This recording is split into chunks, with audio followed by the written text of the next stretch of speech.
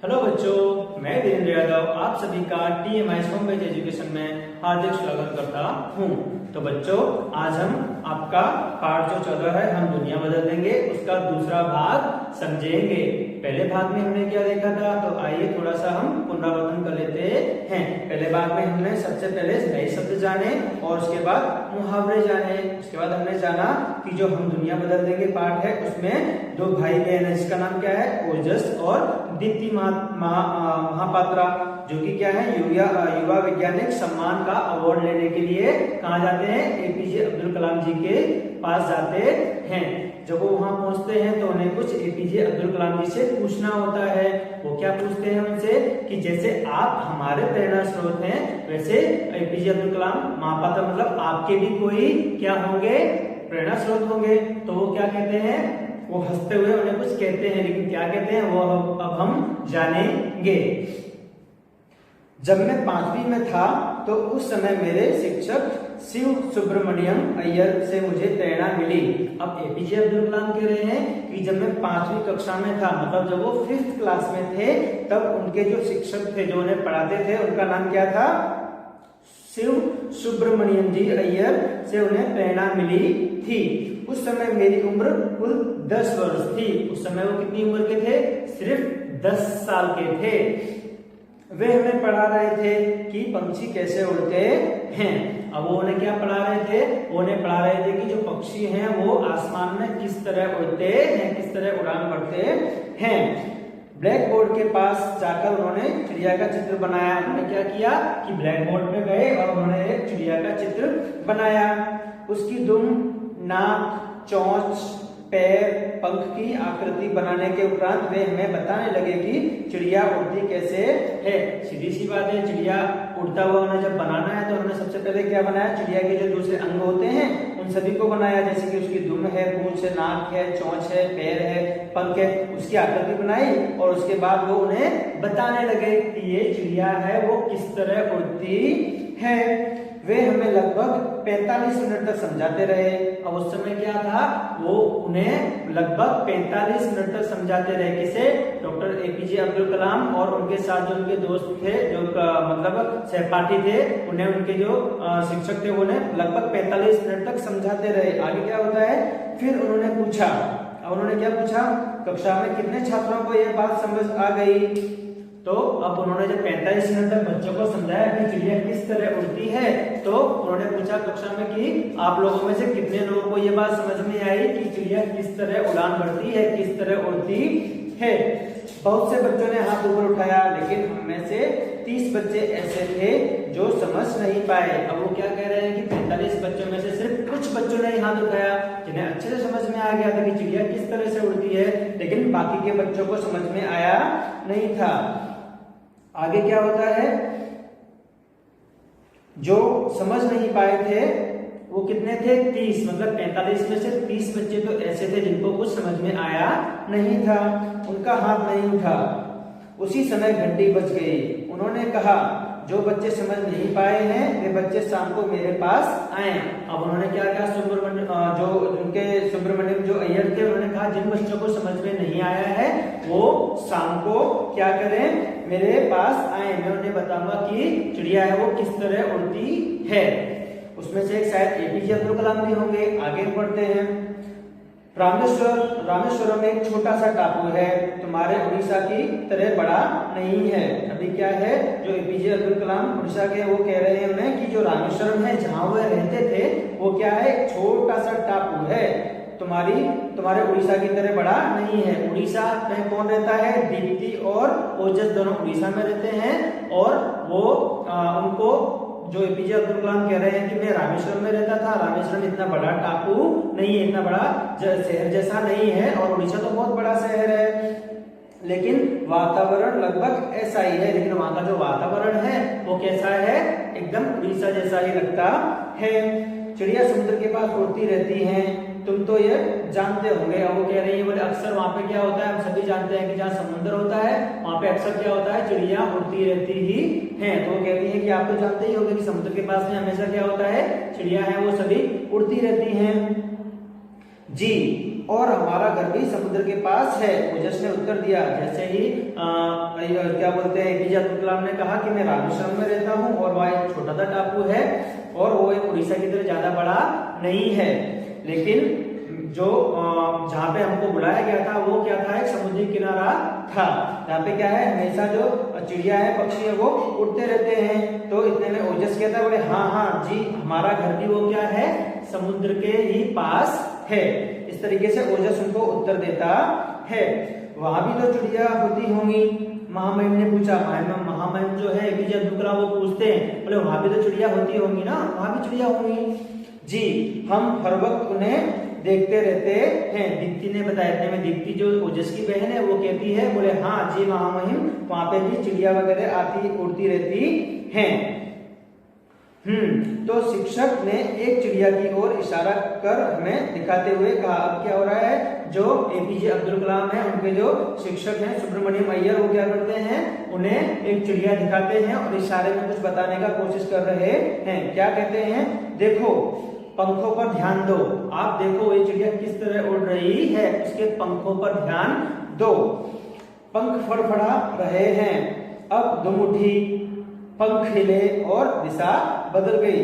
सबसे पहले देखो वो क्या कर रही है, अपने पंखों को फड़फड़ा रही है। उसके बाद उसकी जो दुम है वो उसको उठाती है और उसके बाद पंख हिले और दिशा बदल गई। सबसे पहले उसने क्या किया, पंख फड़फड़ाए, फिर उसकी दुम थोड़ी सी हिली, उसके बाद पंख हिले और वो तुरंत उड़ती हुई निकल गई।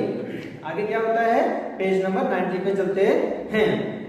अच्छा ये बताओ चिड़िया कैसे उड़ती है। कार और हवाई जहाज में तो इंजन लगे होते हैं, चिड़िया में ऐसा क्या होता है, इसमें जीवन होता है, मैंने कहा था। अभी क्या हो रहा है, अब उनके जो टीचर हैं जो सुब्रमण्यम जो उन्हें पूछते हैं, अच्छा बताओ चिड़िया कैसे उड़ती है। कार और हवाई जहाज में तो इंजन होते हैं, जैसे कि हम देखते हैं कार है, हवाई जहाज है, उसमें तो क्या इंजन होते हैं। इसलिए क्या होता है, वो जो कार है वो रोड में दौड़ती है और जो हवाई जहाज है वो हवा में उड़ता है, क्योंकि उसमें इंजन होता है। लेकिन चिड़िया में ऐसा क्या होता है जिससे वो इतनी अच्छे से हवा में उड़ सकती है, इसमें जीवन होता है, मैंने कहा था। तो उस समय जब पूछा गया तो एपीजे अब्दुल कलाम ने क्या उत्तर दिया कि चिड़िया में क्या होता है, जीवन होता है, जीव होता है, आत्मा होती है, इसलिए वो उड़ पाती है। इस तरीके से एपीजे अब्दुल कलाम ने उनके जो शिक्षक थे उनको उत्तर दिया। आगे क्या होता है, हाँ शाबाश, यह जीवन ही है जो हमारे मस्तिष्क को जीवन बनाए रखता है। बोले हाँ हाँ शाबाश, बहुत अच्छे बेटा, यह जीवन ही तो है जो क्या करता है, हमारे मस्तिष्क को हमेशा जीवित रखता है, जिंदा रखता है। उन्होंने कहा था, मेरे शिक्षक इस तरह इन पक्षियों को दिखाकर हम सबको समझाते, किंतु जो महत्वपूर्ण है वह यह है कि उस दिन से मुझे न जाने क्या हुआ। अब वो कह रहे हैं कि जब उन्होंने यह उत्तर दिया तो उनके शिक्षक उनसे बहुत ही प्रभावित हो गए और उनसे कहते हैं कि आपकी बात बिल्कुल सही है, तुम जो कह रहे हो वो 100% एकदम सही बात है। इस तरह पक्षियों को दिखाकर हम सबको समझाते, किंतु जो महत्वपूर्ण है वह क्या है, उस दिन से उन्हें समझ में आ चुका था और उन्हें एक धुन लग गई। क्या धुन लग गई कि मैं कुल 10 वर्ष का था, लेकिन मुझे चिड़िया का उड़ना प्रेरणा देने लगा। लेकिन उस समय उनकी उम्र सिर्फ 10 वर्ष थी और उन्हें प्रेरणा मिल चुकी थी कि कुछ भी हो मुझे कुछ न कुछ अलग करना ही है। इस तरीके से एपीजे अब्दुल कलाम ने ठान लिया था। मैं कुछ कर गुजरना चाहता था, मतलब मैं कुछ अलग करना चाहता था। एपीजे अब्दुल कलाम कहते हैं कि मैं कुछ अलग करना चाहता था, कुछ हटके करना चाहता था। नन्ही चिड़िया इतनी ऊंचाई तक जा सकती है तो मनुष्य क्यों नहीं। अब वो कह रहे हैं जब एक छोटी सी चिड़िया, नन्ही सी चिड़िया इतनी ऊंचाई तक उड़ के जा सकती है तो मैं क्यों नहीं जा सकता, हम मनुष्य क्यों नहीं जा सकते, तो मनुष्य क्यों नहीं। मेरे शिक्षक इतने अच्छे थे कि उन्होंने मुझे स्वप्न में उड़ने का मनोबल दिया। वो कह रहे हैं कि मेरे शिक्षक थे वो इतने अच्छे थे कि उन्होंने मुझे स्वप्न में भी उड़ने का क्या दिया, भरोसा दिया कि आप जरूर कुछ ना कुछ कर सकते हो। इस तरीके से उन्हें मनोबल दिया। आगे क्या होता है, स्कूल की शिक्षा पूर्ण कर मैंने मद्रास इंस्टीट्यूट ऑफ टेक्नोलॉजी से एरोनॉटिकल इंजीनियर की डिग्री प्राप्त किया। वो अपनी शिक्षा के बारे में बता रहे हैं कि जब उन्होंने स्कूल पूरा किया उसके बाद उन्होंने मद्रास इंस्टीट्यूट ऑफ टेक्नोलॉजी थी, वहां से उन्होंने क्या किया, एरोनॉटिकल इंजीनियरिंग की डिग्री प्राप्त की। उसके बाद इसरो में रॉकेट इंजीनियरिंग की शिक्षा प्राप्त कर वहीं से अपने कैरियर की शुरुआत की। उसके बाद उन्होंने क्या किया था कि इसरो जो है उसमें उन्होंने रॉकेट इंजीनियर की शिक्षा प्राप्त की। जो इसरो है जो भी अहमदाबाद में है, वहां पे उन्होंने अपनी क्या किया, रॉकेट इंजीनियर की शिक्षा पूरी की, प्राप्त कर और अपने कैरियर की शुरुआत कर दी। मेरे शिक्षकों ने आज मुझे इतना ऊंचा उठा दिया है कि उनके कारण ही मैं आज इस आसन पर बैठा आ गया हूँ। बोले मेरे शिक्षकों की वजह से ही मैं आज इतना ऊपर हूँ, मैं इतना अच्छी जगह पे बैठा हुआ हूँ, उन्होंने ही मुझे ये स्थान दिया है। हमारे जीवन में हमें शिखर पर लाने वाले 3 व्यक्ति अहम भूमिका निभाते हैं। अब वो कह रहे हैं कि हमारे जीवन में आगे बढ़ने के लिए हमें 3 ही व्यक्ति हैं जो हमें हमेशा क्या करते हैं, सपोर्ट करते हैं और आगे बढ़ने के लिए प्रेरित करते हैं। वह कौन कौन है तो बताते हैं, हमारे माता पिता और शिक्षक। वो कौन है, वो हमारे माता पिता हैं और हमारे शिक्षक हैं जो हमें हमेशा आगे बढ़ने के लिए क्या प्रेरित करते रहते हैं। वे ही सर्वोत्तम विचार और चरित्र को बीजारोपण कर सकते हैं। वही है जो हमें अच्छे अच्छे विचार और अच्छी अच्छी जो टेक्निकल जो बातें हैं वो बता के हमें आगे आगे बढ़ने को प्रेरित करते रहते हैं। इतना कहकर उन्होंने अपने विशेष कार्य अधिकारी राकेश शर्मा की ओर देखा। जब उनकी बात पूरी हो गई उसके बाद जो उनके विशेष अधिकारी थे उनको और उन्होंने देखा और उन्हें इशारा किया। महामहिम का संकेत पाते ही वह कागज और कलम लेकर आ गया। जैसे ही महामहिम जेपीजे अब्दुल कलाम थे उन्होंने क्या किया, राकेश शर्मा को इशारा किया, उसी समय तुरंत वो क्या करते हैं, उनके पास कागज और कलम लेके पहुंच जाते हैं। उसके बाद महामहिम ने कागज और कलम ओजस की ओर बढ़ाते हुए कहा, तुम प्रेरणा संदेश चाहते थे ना। अब क्या कर रहे हैं जो महामहिम जी हैं एपीजे अब्दुल कलाम, वो उनकी तरफ कागज और कलम बढ़ाते हैं और कहते हैं कि तुम प्रेरणा संदेश चाहते थे ना, मतलब तुम्हें प्रेरणा चाहिए थी, संदेश चाहिए था अच्छा जिससे तुम आगे बढ़ सको।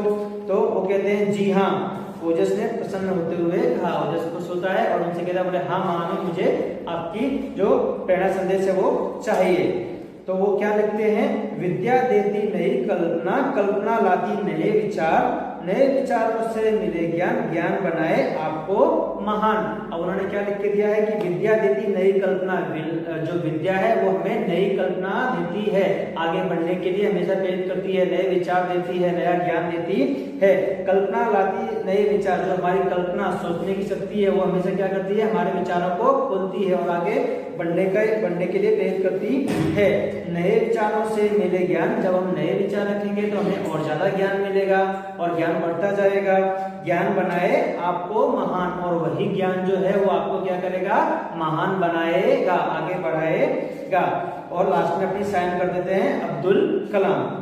उसके बाद इतना कहकर उन्होंने ओजस दीप्ति तथा उनके साथ आए माता पिता को हंसते हुए विदा करते हुए कहा, हम 2020 में दुनिया बदल देंगे। इतना कहते हुए एपीजे अब्दुल कलाम वहां से जाते हैं और कहते हैं कि ओजस दीप्ति आप लोग आने वाले समय में क्या करोगे, 2020 तक इस दुनिया को बदल दोगे। यदि आपकी ही तरह विद्यार्थी हर समय आगे बढ़ता रहे, जाने की कोशिश करता रहे, तो हम 2020 तक क्या करेंगे, दुनिया को बदल देंगे। और उसके बाद क्या होता है, उनके जो माता पिता हैं वो भी हंसते हुए विदा करते हुए वहां से चले जाते हैं।